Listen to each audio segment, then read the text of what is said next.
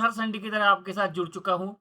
आप जानती हैं कि रेगुलेशन में बहुत भारी बदलाव आ रहे हैं और हम इस चैनल पे आपको इन बदलावों को किस तरह से मैनेज करना है और आपकी बैंक किस तरह से चलानी है, इसके बारे में बहुत सारी बातें बताते रहते हैं।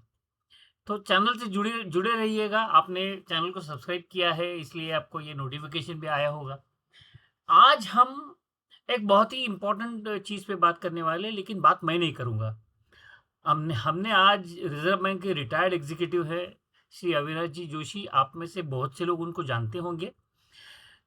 This man has spent almost over 4 decades with Reserve Bank of India, was in the inspection department of commercial and cooperative banks, has worked with various departments in Reserve Bank of India, and he used to handle the parliamentary questions also. His age is around 76, 77, but he still helps the banks in conducting training. He goes to the bank wherever there are newly elected directors and tell them how to implement the Reserve Bank of India's guidelines and the corporate governance issues. He has been doing a lot of work for the cooperative banking sector, including helping them in critical issues. आज हम उनसे बात करने वाले हैं ये जो CAMELS rating risk based premium के बाद रिजर्व बैंक ने कहा है कि कैमल्स रेटिंग के हिसाब के ऊपर आपके बैंक को रेट किया जाएगा और उसके ऊपर आपका डीआईसीसी प्रीमियम बेस्ड होगा। कैमल्स रेटिंग और ऑडिटर्स ऑडिट के रेटिंग में ये जो हमारे जो स्टैट्यूटरी ऑडिटर्स जो रेटिंग करते हैं उसमें और उसमें क्या अंतर है, रेटिंग इंप्रूव करने के लिए क्या करना चाहिए, या फिर रेटिंग का मतलब क्या है, रिजर्व बैंक इसमें ट्रांसपेरेंट क्यों नहीं है। रिजर्व बैंक तुमको ये पूरे जो तुम्हारा जो ग्रेड आता है, ए आता है, बी आता है, सी आता है, ये ग्रेड आने के लिए वो जो स्कोरिंग मॉडल यूज करते हैं वो ट्रांसपेरेंट क्यों नहीं है, इसके बारे में भी हम लोग उनसे बात करेंगे। सो आइए आज मिलते हैं श्री अविनाश जी जोशी से और सुनिए वो क्या कह रहे हैं। आज हमारे साथ जोशी जी उपलब्ध है जो बैंकिंग के जाने माने सलाहकार है। रिजर्व बैंक में कम से कम 4 या 5 दशक की उनकी सेवा हो चुकी है। हम एक सब्जेक्ट के ऊपर बात करने वाले हैं जो सब्जेक्ट के बारे में हमारे पास कोई रीडिंग मटेरियल उपलब्ध नहीं होता है, ना रिजर्व बैंक हमें बताती है। रिजर्व बैंक में जोशी साहब कम से कम 4 दशक काम कर चुके हैं और आज भी वो कोऑपरेटिव बैंक्स को बहुत सारी हेल्प करते हैं, बहुत सी जो टेक्निकल चीजें होती हैं उसमें वो हेल्प करते हैं। Today we are going to talk about the CAMELS rating of which mister Joshi is an expert on the subject, and then you all know that the Reserve Bank of India is now focusing on Camels rating to decide how much the deposit insurance you will be paying. Apart from that, the Camels rating and the statutory audit rating, there is a complete difference. So ये difference जो है ये भी हम लोग आज जानना चाहेंगे। तो जोशी जी हमें ये बताइए कि ये जो Reserve Bank of India rating करती है उसका महत्व क्या है। What is the importance of rating by Reserve Bank of India. Yes, Namaste. In fact, Reserve Bank every year they inspect the banks under Section 35 of Banking Regulation Act. They are empowered and get so many powers under this act, especially Section 35, under which they assess the performance and health of the bank. And using supervisory rating system, at the end of the inspection, they take a review of the entire Camels rating parameters and how the bank is functioning and what are the risks involved in each and every parameter. So at the end of the inspecting period, they arrive at the rating. They give the rating. This rating system itself is based on internationally recognized Camels framework. Under this system, the RBI evaluates urban cooperative banks across 6 distinct parameters during the annual inspection, which is carried out under Section 35 of BR Act. Sir, this rating system is not static and it has changed from time to time. So many times, the RBI has changed its own rating system. In fact, this rating system was introduced from March 31st, 2009. And this rating system was not based on Camels pattern at that time. It was a grading system. The grades were given, grade 1, 2, 3, and 4. Distinct grades were given. For the first time, from March 31st, 2009 onwards, this Camel pattern was introduced, and this global Camels pattern was a base for giving rating to the banks. This shifted regulatory focus towards evaluating risk management, financial parameters, and operational systems of the bank. So, under the Camels pattern, this rating system was introduced, and it was introduced from 31st March 2009 onwards. But this rating system went on changing from time to time. At least 5 times this system has changed, rating system. Okay.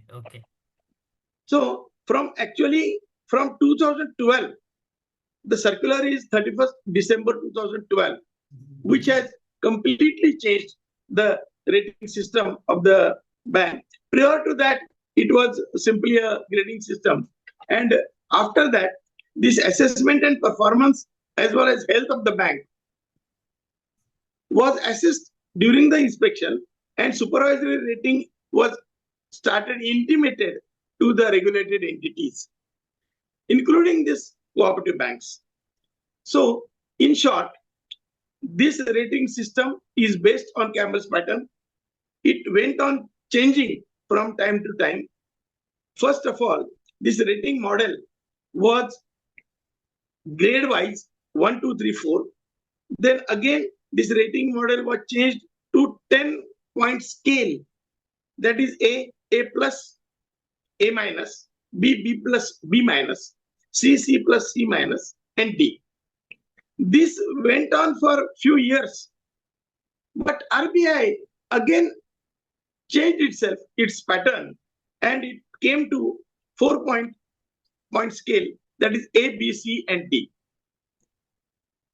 Thereafter, weighted average of 18% to all except 10% to earnings was calculated, and composite rating was awarded A, B, C, and D.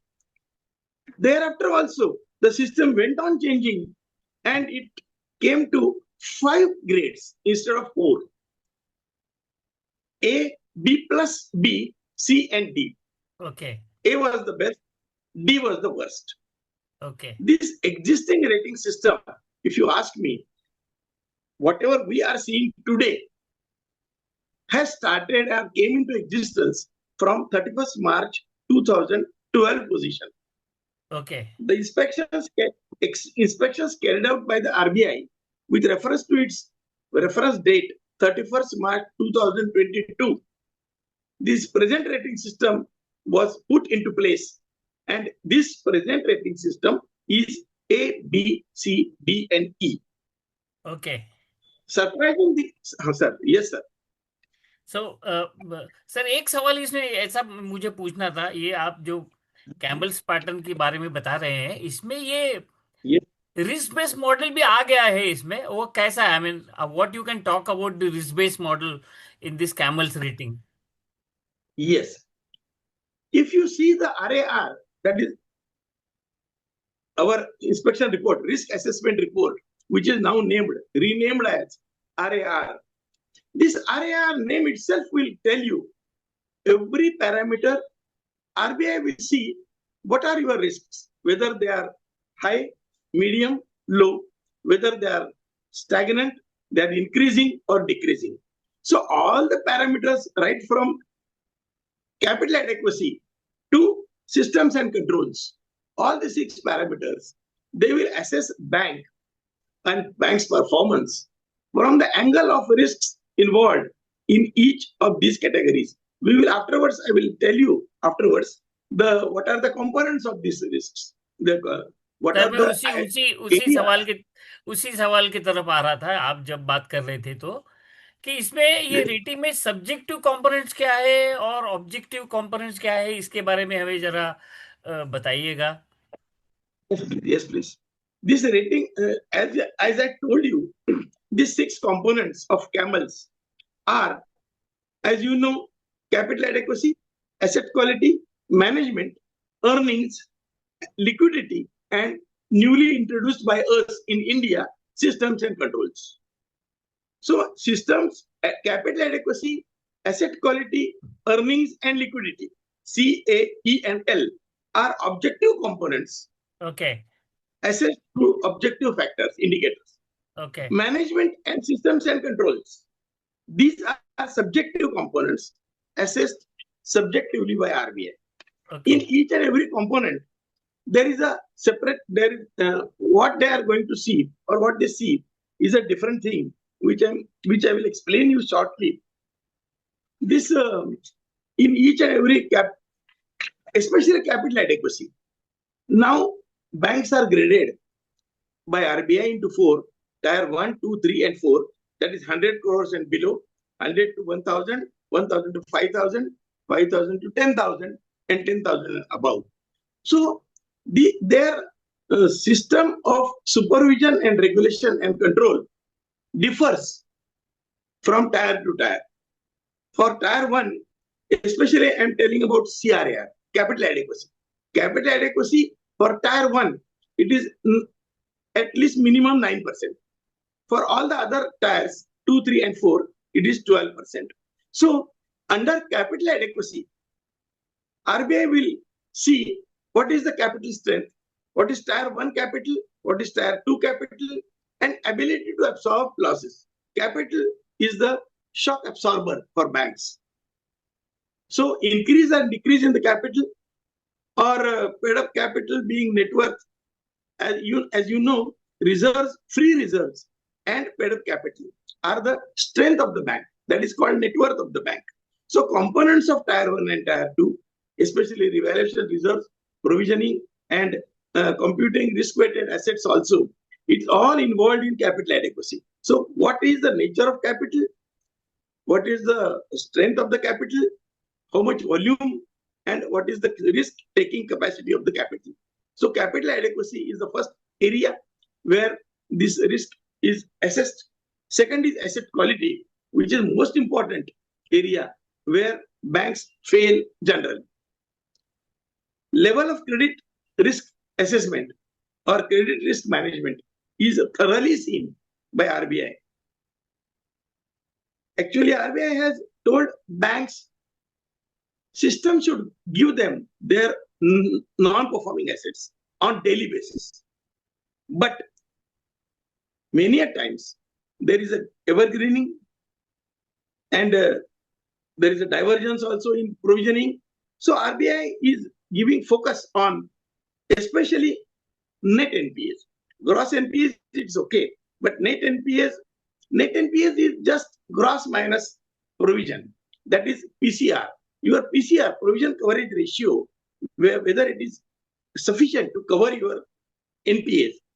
Then provisioning adequacy, sectoral concentration, divergence, even loan policy, credit rating system or pricing system of the bank, both disbursement supervision, reconstruction of the loans or direct related loans, unsecured loans, whatever norms RBI has given regarding advances and management, they will assess whether they have been strictly adhered to, especially exposure limits, interbank, borrower single group, or CRE also, priority sectors, whether these limits have been strictly adhered to.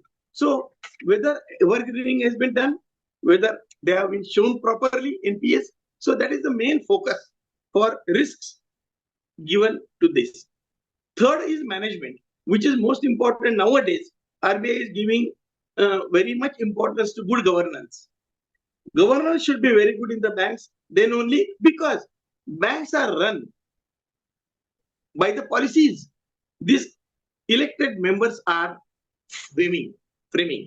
So whether ये जो elected members है, bank के, whether really they are interested in welfare and strength of the institution, their institution, and how they are using. ये सरकार बहुत अच्छी है. Sarkar is a very good, but the people using that cooperation are more important. So governance quality, board oversight, also compliance culture, which is most important nowadays. Even constitution of the board should have professional banking knowing, or whatever 10 parameters they have given in the amended act for eligibility to become a director. So whether they are fulfilling that, whether they have got knowledge, at least not degree, knowledge of agriculture, cooperation, banking, auditing, accounting, somewhere, or trade and small scale industry, something.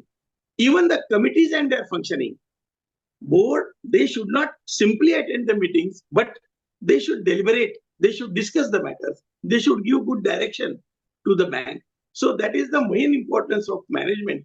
So that they should give, even it is made compulsory that directors should be given good training for this, their skill should be upgraded. So conduct of the board meetings, and even BOM, Board of Management, which is a very supporting committee to the newly introduced committee to the board. So all these things, management involved. Then earnings, that is profitability. ROA and ROE are most important. Three things are important: return on asset, return on equity, and net interest margin. These three things are parameters are given. Then sustainability of the income, interest, non-interest income, computation of net profit, dividend payouts, PCRs, wrong classifications, if any, in revenue and capital expenditure, trends of profit making, and sources of profit making. All these things are come under earnings. Liquidity, which is the most another parameter for rating purpose. Liquidity means bank's ability to meet the immediate cash requirement in a short time and not very costly matter. So ALM policy, ALCO is the best committee in the banks, which is formed of head of the departments, chaired by the CEO. Then contingency funding policy, dependence upon the volatile deposits, then structured or dynamic liquidity statements, interest rates, sensitivity statements, mismatches in various buckets, maintenance of CRR SLR, which is statutory and mandatory for the banks. It is the RBI helps banks for maintaining good liquidity in addition to cash in hand and balances in banks. So CRR and SLR are introduced by RBI with the enactment of Act also. Then last and most important for India is systems and controls. अंतर्गत controls जो bank में अच्छे हैं वही bank अच्छी चल रही है. Systems and controls are very important, and it involves so many items. Even surprise checks for gold and cash in hand, they are part of internal controls. So inspection and audit system, housekeeping, fraud monitoring, even IT and cyber security measures, even KYC AML measures, MIS, branch control and surprise checks, quality of various audit reports, quality and coverage of audit reports, they're going to audit committee and their comments, and closure of the reports, submission of compliance, functioning of audit committee of the board, and CVS implementation. All these things come under systems and control. So, sir, these are the 6 things on which bank depends for giving the rating of the bank. Sir ये तो समझ में आ गया, लेकिन इसके बाद में जो रिजर्व बैंक को ग्रेड देती है, वो ग्रेड्स का मतलब क्या होता है? आई मीन बैंकों को क्या समझना चाहिए? Really, I'm telling you, this RBI has not issued any circular this time when they changed their rating system to A, B, C, D, E, and their Camels rating or marking system.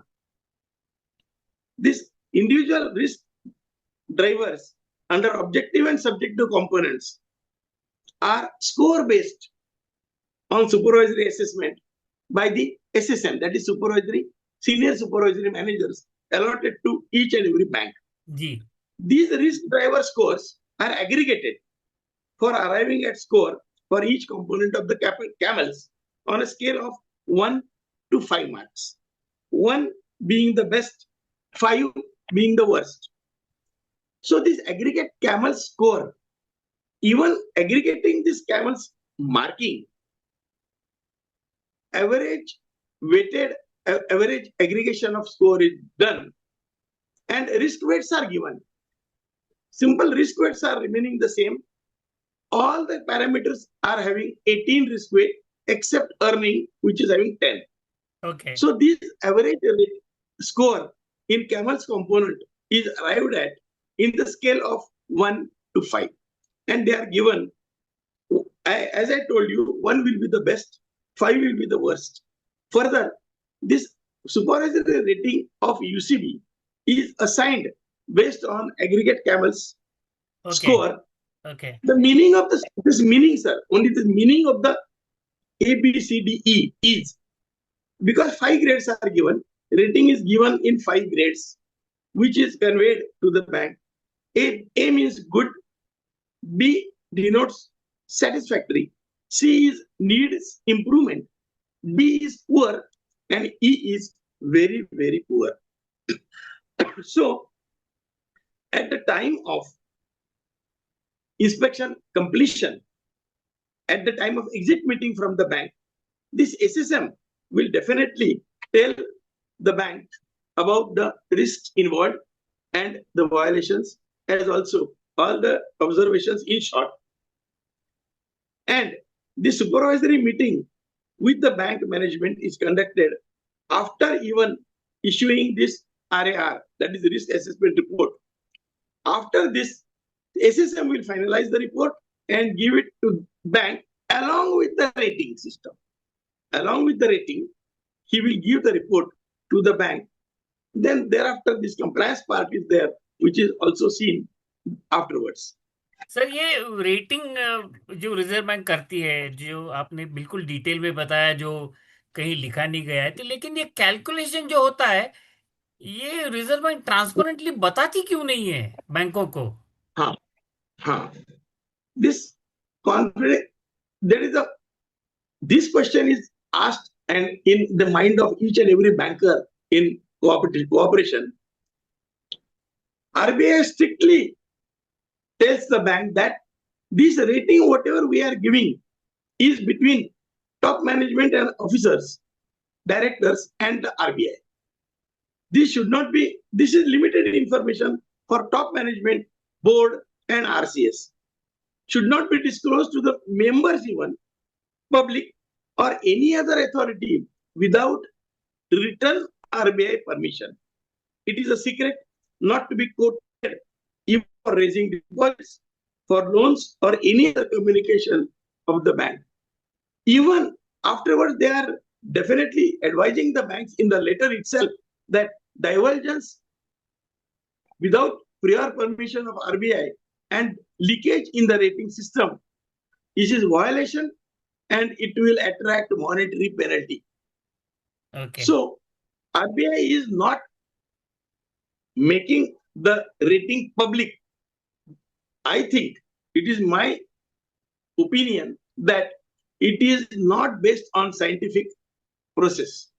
Scientifically, RBI is not sure and RBI is not satisfied with the rating itself. The way they go on changing the rating 5 times, 6 times, Okay. and the way they are not issuing any circular or they Right. are not transparent Right. on 1 to 5. Right. Even they give the marks 1.5, 2.7, 3.8. So what is the meaning of this? Correct. When one will finish and 2 will start. When 2 Right. will finish, 3 will start.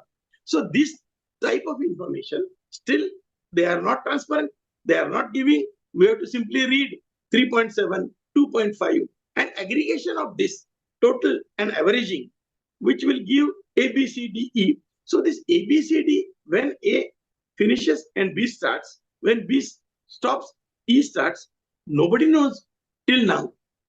So that is the only we have to read and satisfy ourselves that we are in D grade, we are in C grade, and what meaning they have given. What is the meaning of A, B, C, D, and E that they have given. So accordingly, we have to understand what actually we have to improve upon. Even the parameters, each and every parameter they are giving score 1 to 5. That is 3.7, 2.8. So we have to simply see the score which is nearing A, 1. 1 is the best now, and 5 is the worst.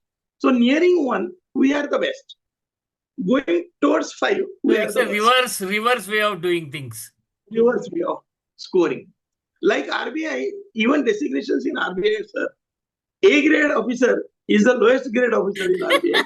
F grade is the best officer, highest grade in the RBI.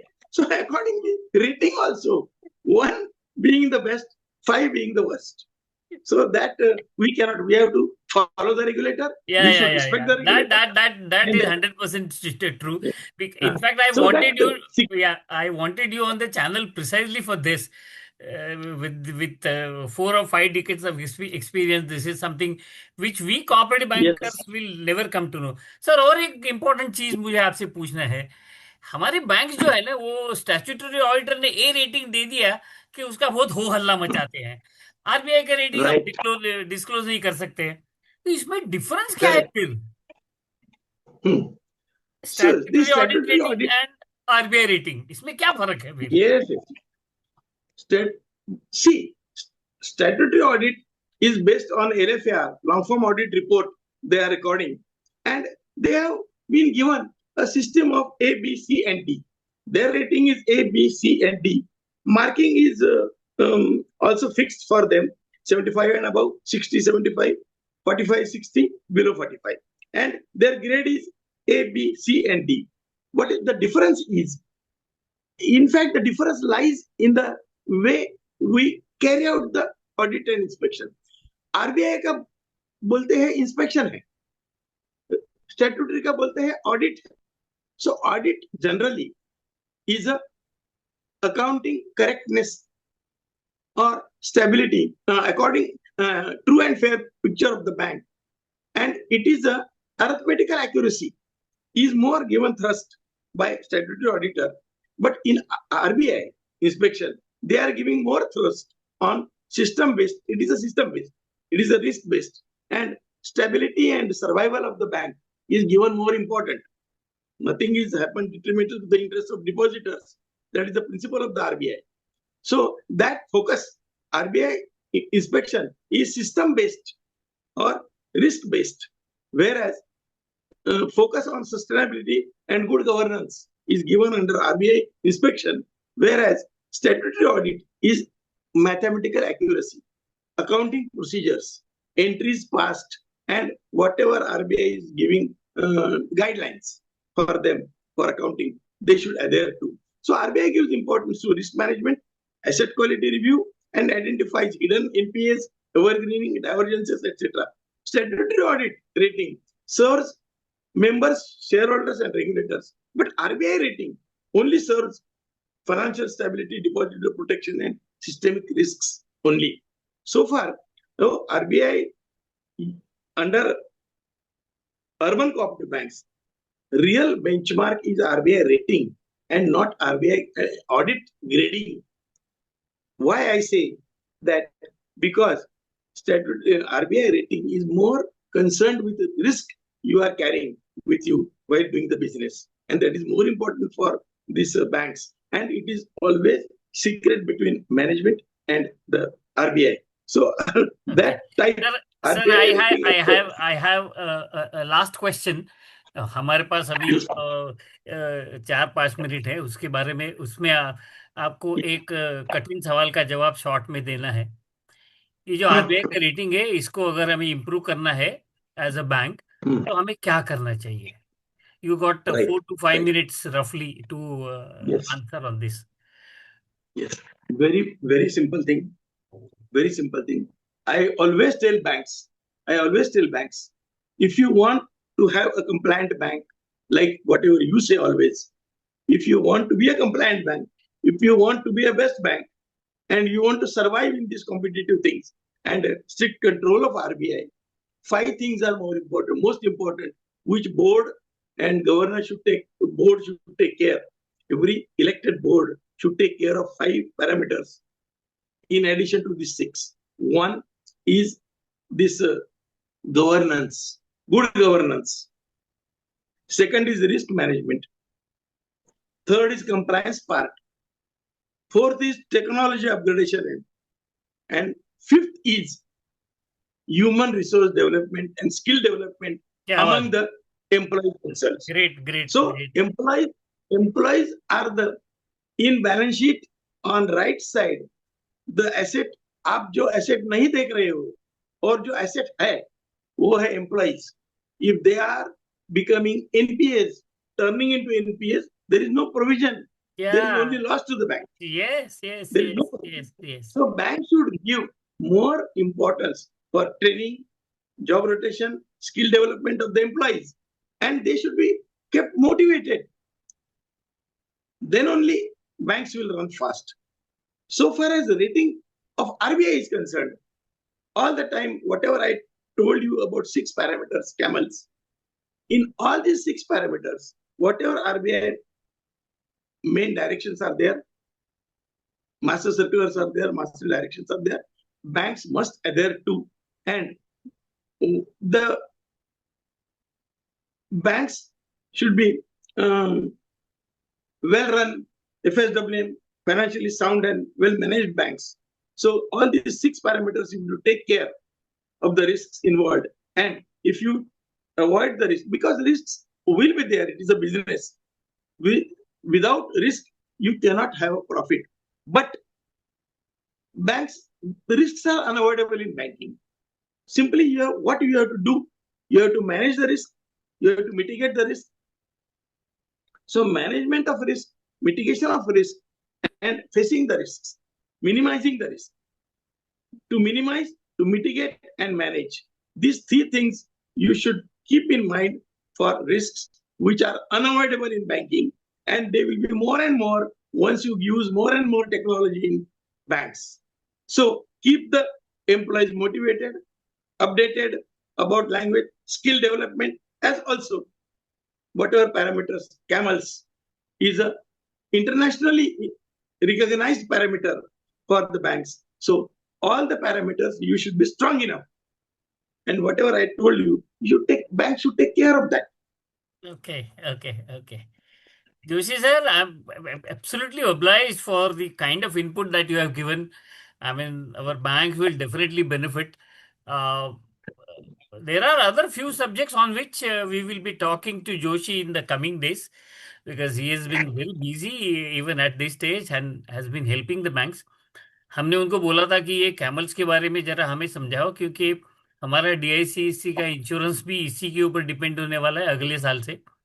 So, sir, thank you so much for the conceptual clarity that you have given.